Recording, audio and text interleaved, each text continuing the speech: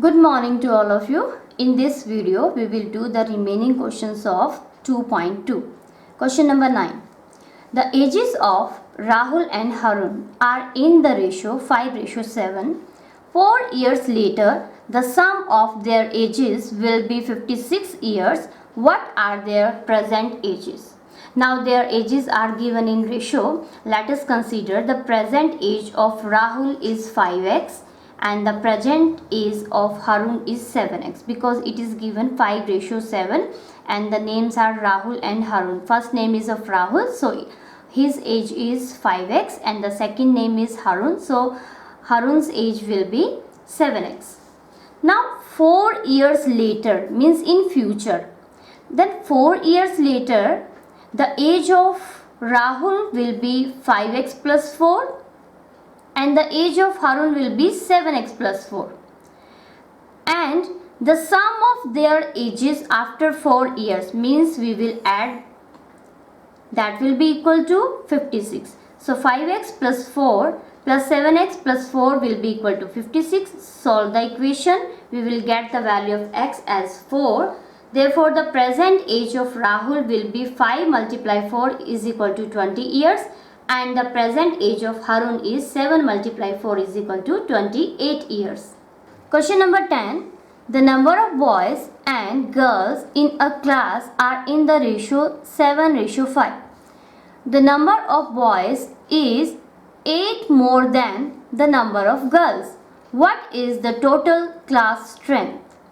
Now, the number of boys and the girls are given in ratio. So let us consider the number of boys is equal to 7x and the number of girls is equal to 5x. Now it is given the number of boys is 8 more than the number of girls. It is clear from the statement that there are boys greater in number than girls. So we will write 7x in the left hand side and 5x in the right hand side, and we will add 8 in the number of girls for balancing our equation. So our equation will be 7x is equal to 5x plus 8. Solve the equation and find the value of x. Thus the number of boys will be 7 into 4 is equal to 28 and the number of girls is equal to 5 multiply 4 is equal to 20. And what is the total class strength? Means 28 plus 20 is equal to 48. Question number 11. Bechang's father is 26 years younger than Bechang's grandfather and 29 years older than Bechang's. The sum of their ages is 135 years. Then what is the age of each of them? Now from the statement it is clear that there are 3 persons. One is Bechang, second his father, and third his grandfather. Now it is written Bechang's father is 26 years younger than Bechang's grandfather. Means father is 26 years younger than grandfather. And for the father it is Bechang's father is 29 years older than Bechang. It means father is 29 years older than Bechang's. So we will take the present age of Bechang. So let us consider the present age of Bechang is x year. Now the present age of his father, because his father is 29 years older than Bechang, so father's age will be x plus 29 years. Now grandfather, he is 26 years younger. It means his grandfather's age will be 26 years more than Bechang's father. That will be equal to x plus 29 plus 26 that will be equal to x plus 55. And according to the statement, the sum of their ages means all the ages. Sum is 135 year. So according to question, x plus 29 plus x plus 55, that is equal to 135. Solve the equation and find the value of x, that is 17, and x was the present age of Bechung. So Bechung's age is 17 years. His father age is 17 plus 29 means 46 years. And grandfather's age will be x plus 55 means 17 plus 55, which is equal to 72 years. Now question number 12. 15 years from now, Ravi's age will be 4 times his present age. What is Ravi's present age? Let us consider Ravi's present age will be x years. Now according to our question, 15 years from now means in the future, after 15 years. And after 15 years, Ravi's age will be x plus 15. And that will be 4 times his present age. Present age is x and 4 times the present age is 4x. It means after 15 years means x plus 15 will be equal to 4x. Now solve the equation, find the value of x, that will come 5, and 5 was the age of Ravi. So present age of Ravi is 5 years. Question number 13. A rational number is such that when you multiply it by 5 by 2 and add 2 by 3 to the product, you get minus 7 by 12. What is the number? Let us consider that rational number is x. Then according to question, when it is multiplied by 5 by 2, means multiply x by 5 by 2 and add 2 by 3 to the product. Now the product is 5 by 2x, then we will add 2 by 3 to the product, that will become 5 by 2x plus 2 by 3. Then you get minus 7 by 12. It means this will be equal to minus 7 by 12. Now by taking the LCM on both sides, that will be equal to 12.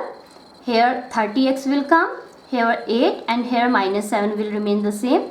And because I have taken the LCM on both sides, so I can remove it. It will be 30x plus 8 is equal to minus 7. Now solve the equation and find the value of x, that is minus 1 by 2. So that rational number is minus 1 by 2. Now question number 14. Lakshmi is a cashier in a bank.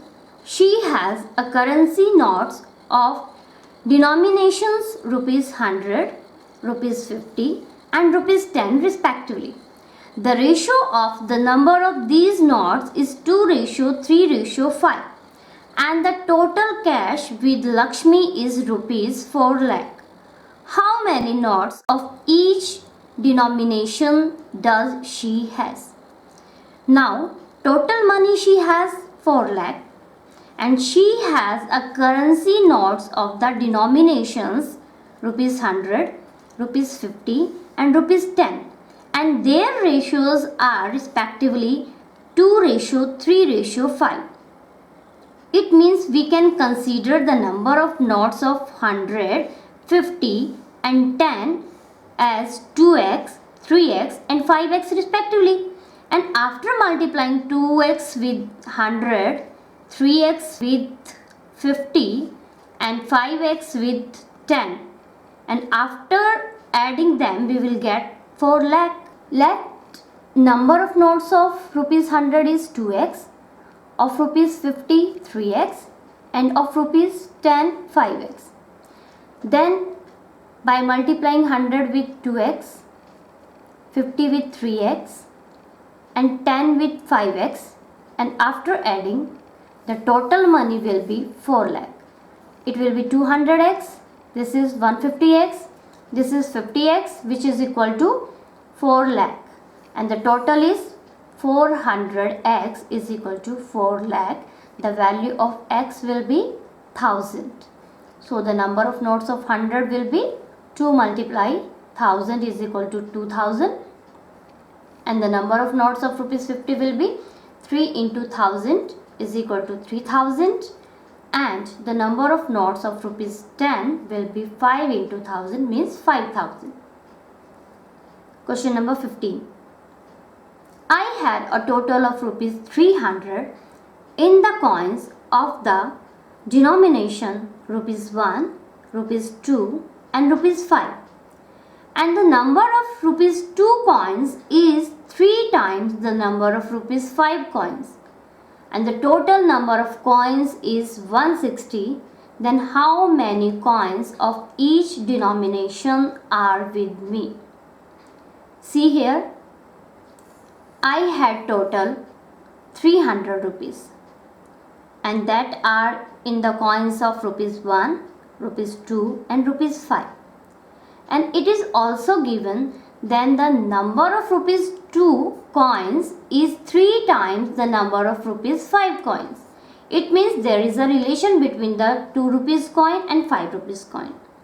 And the total coins also given, that are 160, and we have to tell that how many coins of each denomination are with me. Let us consider the number of rupees 5 coins as x. So according to this line, the number of coins of rupees 2 will be equal to 3x. Then how many number of coins of 1? I will find it by subtraction of the number of coins of 2 and 5 from 160. Because we have a relation of rupees 2 and 5 coin only, and we know how many total number of coins are there. So we can subtract the total number of 2 rupees coin and 5 rupees coin from 160, then we will get the number of coins of rupees 1.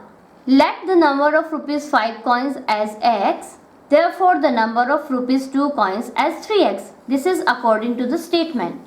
Now the total coins is equal to 160, so we can say the number of rupees 1 coin will be 160 minus x minus 3x. I have subtract the number of rupees 5 and rupees 2 coins from 160, then I will get the number of rupees 1 coin. Now if I will multiply this number of coins with 1, this number of coins with 2 and this number of coins with 5, then I will get the total money, and the total money I had 300 rupees. So 160 minus 4x plus 2 into 3x plus 5x, that will be equal to 300. It will be, after solving, 160 plus 7x is equal to 300, and in the last I will get x is equal to 20.